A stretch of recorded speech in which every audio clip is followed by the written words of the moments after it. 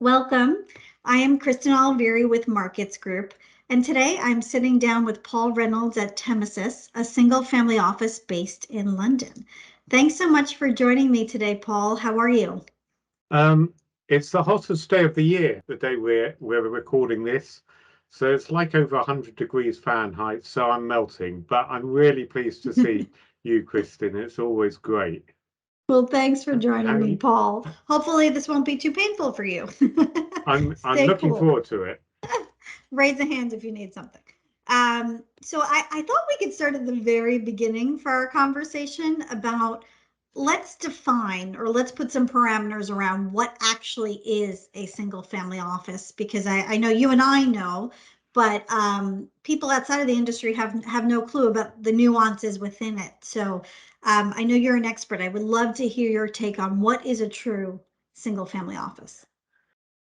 It's a good question. And one of the most common phrases within the family office industry, and it is an industry, it's a growing industry, is once you've seen one family office, you've seen one family office.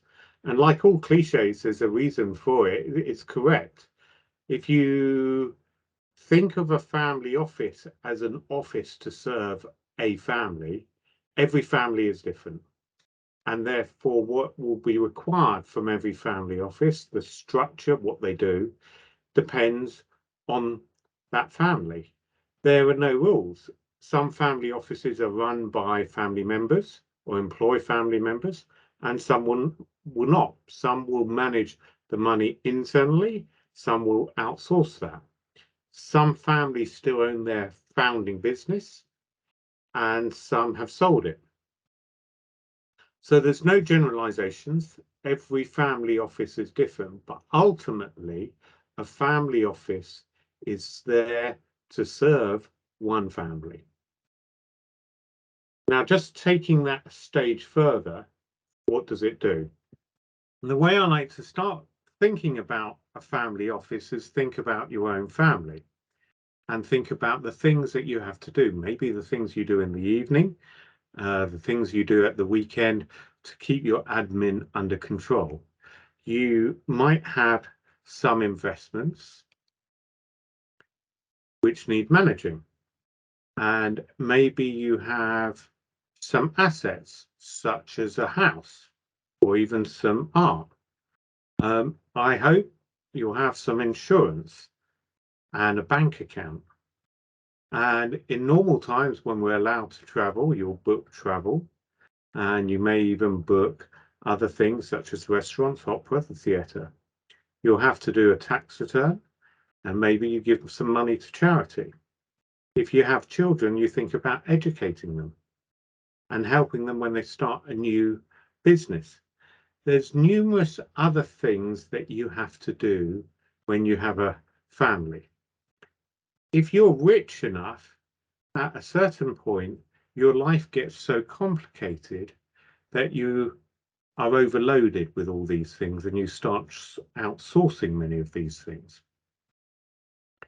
I always think that actually the most valuable asset that anybody has is time. Mm. And as you get richer, it's more and more important to you that you don't spend all your time doing all these things that I've shown here. So at a certain point, you say you will prefer to spend your time doing business or hobbies or whatever you want, and you want someone else to do these things for you. And at that point, you may seek to start your family office.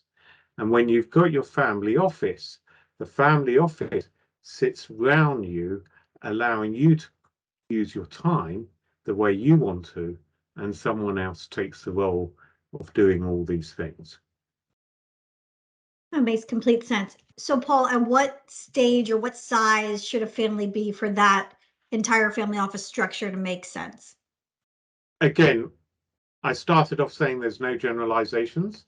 Some so-called family offices I come across maybe have a assistant and maybe a senior person on a part-time basis. Some family offices I come across have 60 plus people. So obviously the financial implications of those very different.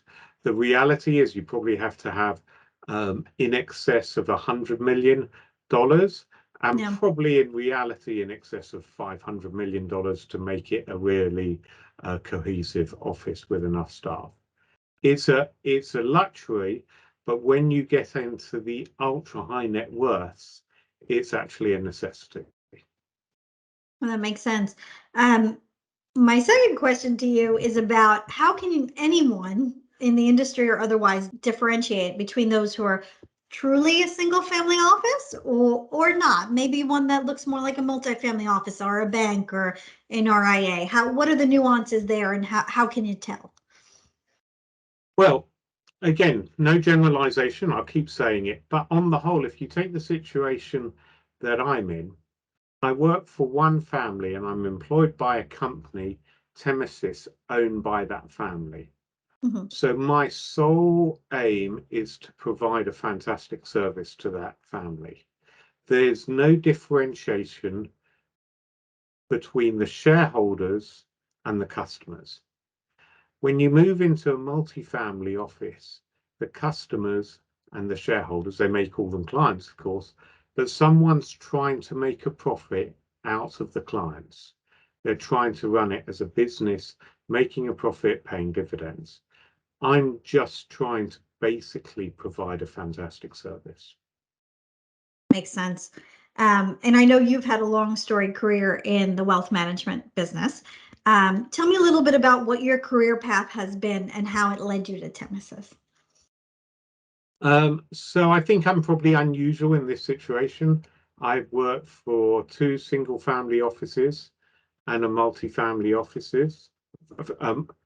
Sorry, I worked for two single family offices and one multi-family office. I also spent 9 years at Credit Suisse. And during my time there, I worked in various different areas doing relationship management, investment management, project management, business management. And this leads me to really what I think is what is required to be a successful single family office. I sometimes like to say I'm an expert generalist.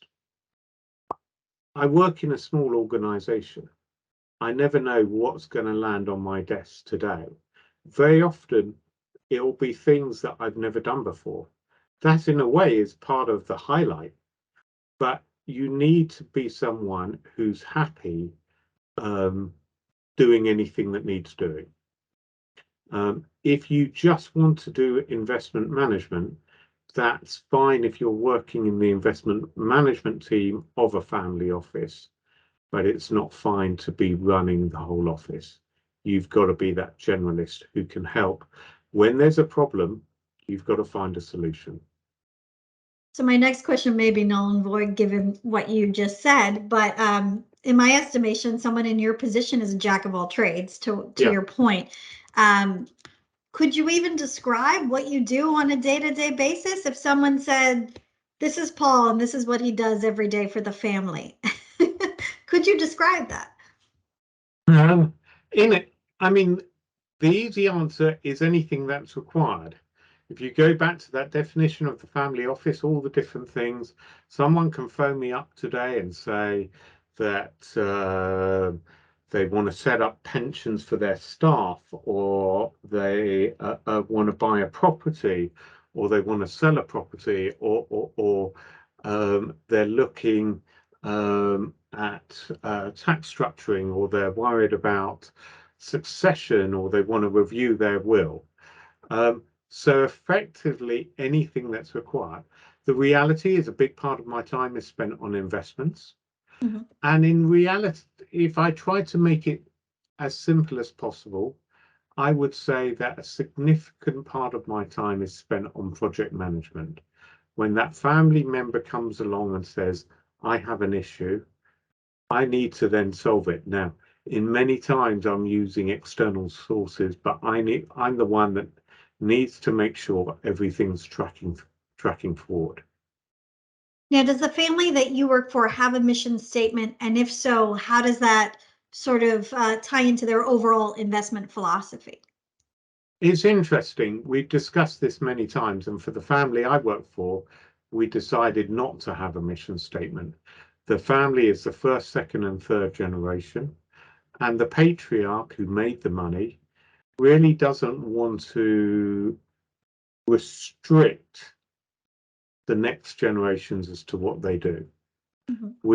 We have various legal documents that try and put a structure around what we do, but we don't have that mission statement. Okay, and in terms of how they view investments, what the opportunities they're looking for, how does your team approach that? Okay, so I would say if you look at our investment philosophy, there's various important things. First of all, we're long term. There's one family who say they review their investments every quarter. And by quarter, they mean not every 3 months, but every 25 years, a quarter of a century. One of the advantages that a family office and a family can have is that they're not going to get sacked if they underperform an index over 2 successive quarters. So we're long term, and that allows us to do things that maybe institutional investors can't do. We're diversified. Our biggest thing that we do is we spend a lot of time deciding what decisions we make in-house and what we outsource. Mm-hmm. And if there's someone out there listening to this and thinking about starting their family office, I would say that's the most important thing. What skills can you buy in, and what skills are you going to have people employed by you with? And so we discussed that. Can we buy the best investment managers? No, we can't. So we outsource stock decisions, but we look at asset allocation ourselves. We do very little direct investments. We leave that to other people. Mm-hmm. We very rarely use loans, debt, or leverage. On the whole, we invest in funds or partnerships. Okay. And I would say that we tend to prefer portfolios managed by boutiques where we can meet and know the investment manager rather than managed by massive institutions. As a house, we tend to like high conviction, low turnover investors. We're definitely not interested in closet trackers. Mm-hmm. But that all comes from many, many years of discussion and lots of thinking about how we like to do things. So in terms of your due diligence process, I'd imagine it's all about relationships and having the ones with the managers you work with. Anything else you want to elaborate on that process in terms of due diligence or creating those relationships that help you sustain the overall investment plan? Yeah, I think there's only one thing. Yeah, it's about relationships. It's about spending a lot of time getting to know managers. It's about actually meeting the right people. It's about following up. I've built a great network over the last 14 years, and it's utilizing that network. But there's one other thing that we do is we have an investment committee. Mm-hmm. Which is made up of both family members and non-family members. And I think that's really important. So effectively, it's not one or two people taking the decisions. We have 3 or 4 highly experienced veterans in the wealth management and investment management area that we can actually sit down with and can meet some of our managers. So we can really get multiple views before we make a big decision. I'm sure hearing different ideas is what's important and helps you create a holistic picture there. So switching gears a little bit from investments to legacy planning, because it is a family, you've mentioned it's multiple generations. How does the concept of legacy planning come into play for the family you work for?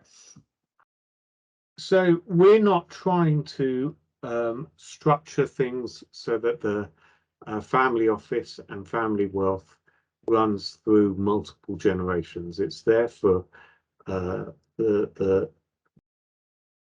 it's therefore the first generation who made the money, their children and their grandchildren.